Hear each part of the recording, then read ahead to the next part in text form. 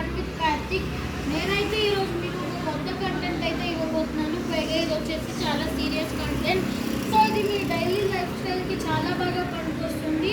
So మీలో చాలామంది పొద్దున్న వాకింగ్కి దానికి వీటికి వెళ్తారు, కానీ మీకు టైం మేనేజ్మెంట్ అనేది సరిగ్గా ఉండదు. సో మీకైతే ఒక విషయం అయితే చెప్పబోతున్నాను. ఈరోజు యోగా డే కాబట్టి యోగా గురించి కొన్ని డిస్కషన్ అయితే చేద్దాం. సో ఆ డిస్కషన్స్ వచ్చేసి ఏంటంటే, ఫస్ట్ మనం యోగా అంటే ఏంటో డిస్కస్ చేసుకుందాం. యోగా అనేది ఒక ప్రాసెస్. దేన్ని మీరు చేస్తే కొన్ని ఎక్సర్సైజెస్ పార్ట్లలో. సో అవి మీరు చేస్తే మీ బాడీ వచ్చేసి చాలా బాగా రిలాక్స్డ్గా ఉంటుంది. పైగా మీరు స్ట్రెస్ నుంచి రిలీఫ్ అవుతారు, ఎక్సెట్రా థింగ్స్ అయితే వస్తాయి.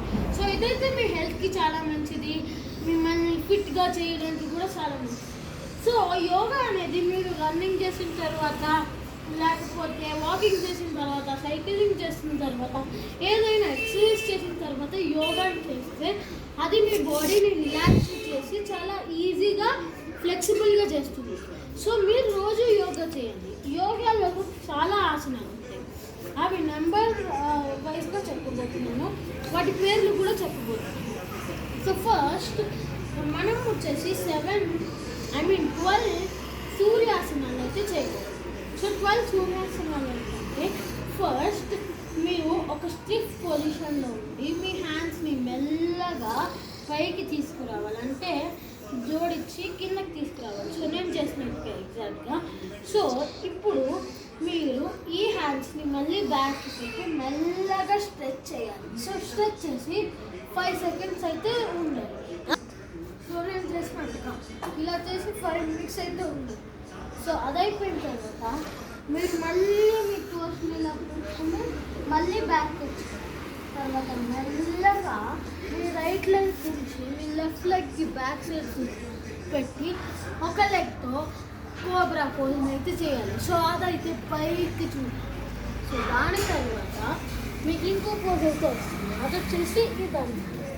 సో మీరు ఇది డైరెక్ట్గా అయితే చేయరు. సో నేను చేసినట్టుగా చేయాలి.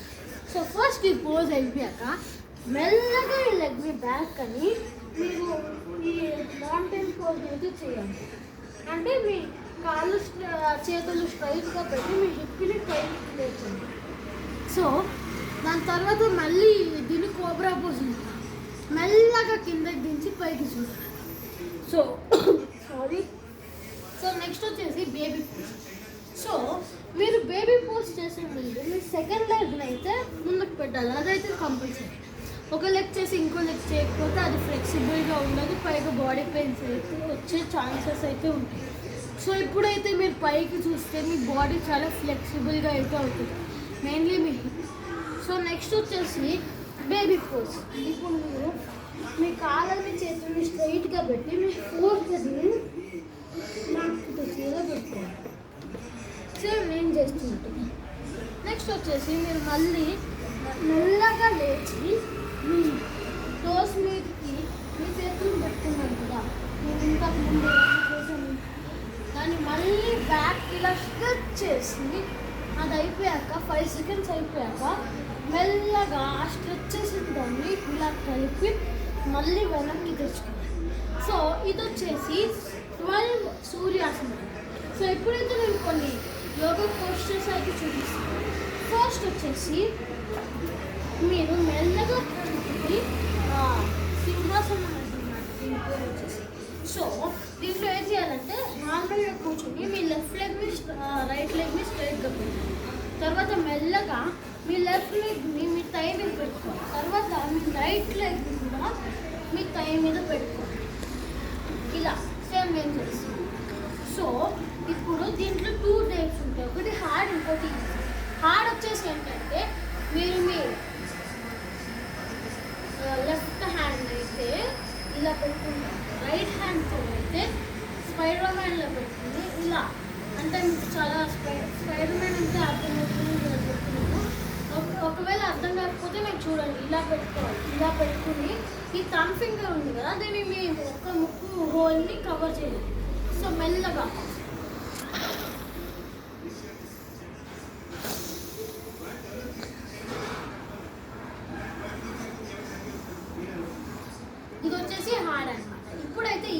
అయితే చూడబోతున్నాం.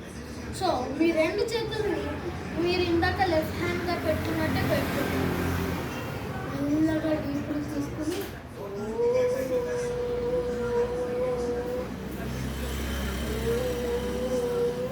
అని ఇలా 5 times చేస్తే మీకైతే బాడీ చాలా రిలాక్స్డ్గా అవుతుంది. నెక్స్ట్ వచ్చేసి వజ్రాసనం.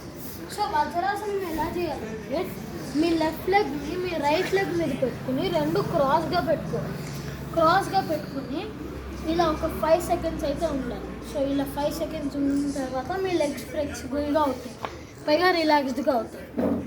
నెక్స్ట్ ఆసనం వచ్చేసి మీ రెండు లెగ్స్ని మీ రెండు హ్యాండ్స్ని రివర్స్లో పెట్టుకుని ఇలా లేవాలి. సో ఇది వచ్చేసి నెక్స్ట్ ఆసనం.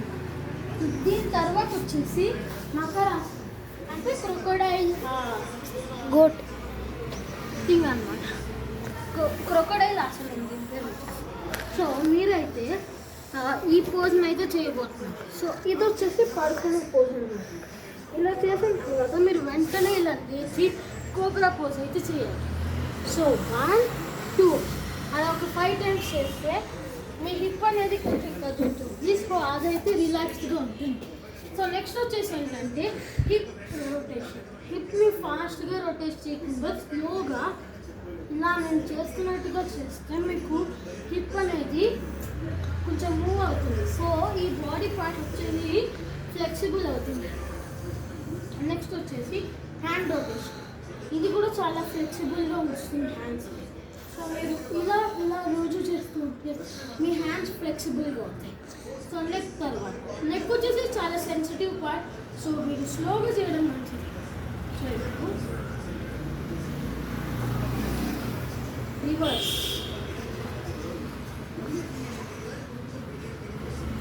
సో ఇదన్నమాట.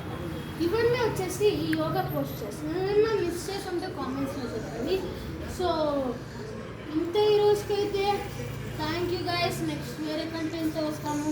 ఈ యోగా మ్యాట్లు ఇవన్నీ ఎలా కొనుక్కోవాలి అని అడుగుతున్నాను మాత్రం.